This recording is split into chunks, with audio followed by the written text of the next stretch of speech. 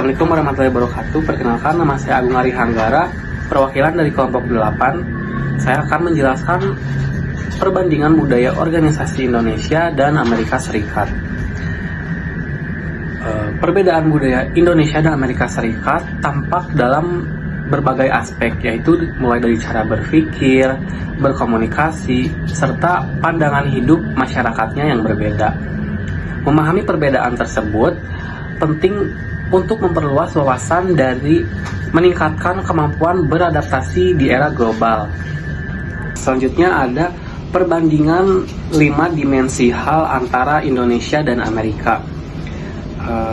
Menurut konteksnya, Indonesia itu memiliki high context, di mana komunikasi tidak langsung, banyak makna yang tersirat, dan sangat memperhatikan konteks sosial dan hubungan, berbanding dengan Amerika, yaitu low konteks, komunikasi yang jelas dan secara langsung dan to the point tanpa banyak simbol sosial.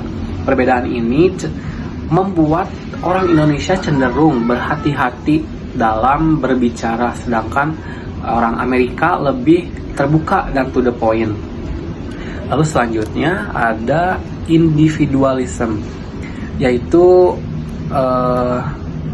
dimensi individualism ini di mana Indonesia itu kolektivistik, mengutamakan kebersamaan, kepentingan kelompok, dan harmoni sosial, berbanding dengan Amerika Serikat dengan individualismenya itu individualistik, yang menekankan kebebasan pencapaian pribadi dan kemandirian, mengutamakan kebersamaan, kepentingan kelompok, dan harmoni sosial.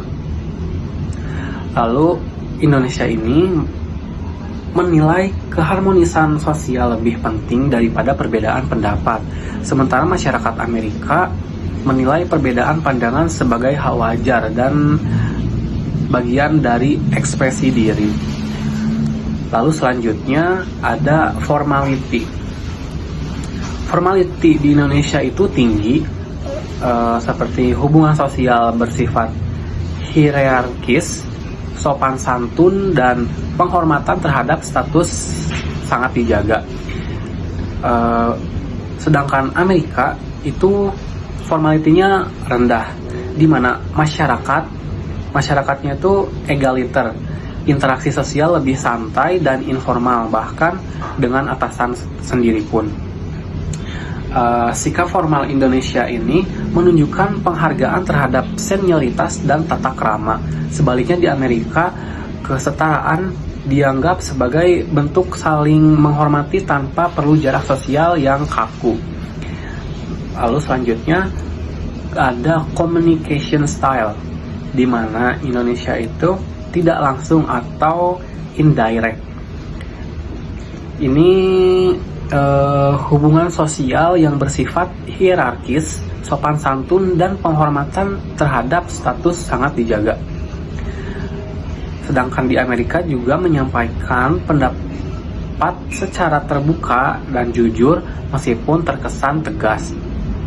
Perbedaan ini menunjukkan bahwa masyarakat Indonesia lebih menekankan perasaan dan kesopanan, sedangkan masyarakat Amerika lebih fokus pada efisiensi dan kejelasan komunikasi. Lalu yang terakhir ada time orientation polychromic. Di Indonesia itu waktu bersifat fleksibel, seperti hubungan sosial sering lebih diutamakan daripada ketepatan waktu. Sedangkan di Amerika itu monokronik, seperti waktu dianggap linear, ketepatan waktu dan produktivitas sangat dijaga. Nah, di Indonesia, keterlibatan sering dianggap wajar selama hubungan sosial lebih baik. Sementara di Amerika, hal tersebut itu bisa dianggap tidak profesional. Ini menunjukkan perbedaan nilai antara relasi sosial dan efisiensi waktu. Seperti itu. Nah, selanjutnya ada implikasi budaya dalam 3 aspek. Satu itu negosiasi bisnis. Di Indonesia, negosiasi bisnis lebih mengutamakan relationship building atau membangun hubungan dan kepercayaan. Sebelum masuk ke inti negosiasi, bahasa yang digunakan itu cenderung halus dan tidak langsung menolak secara frontal atau tidak to the point. Sedangkan di Amerika Serikat, negosiasi bisnis ini langsung ke inti pembicaraan yang dibahas untuk mengefisiensikan waktu dan hasil menjadi fokus utama dalam pembicaraan tersebut. Dan komunikasi bersifat logis dan data driven. Implikasinya, dalam negosiasi antara kedua pihak, perbedaan ini bisa menimbulkan kesalahpahaman. Nah, lalu selanjutnya, kedua ada kerja tim internasional. Di Indonesia tersendiri itu mengedepankan harmoni, menghindari konflik, dan menghormati senioritas. Sedangkan di Amerika Serikat mendorong keterbukaan, umpan balik langsung, dan kesetaraan dalam tim. Implikasinya, dalam kerja tim multinasional, orang Indonesia cenderung tidak langsung mengkritik, sementara orang Amerika menganggap umpan balik terbuka sebagai biasa.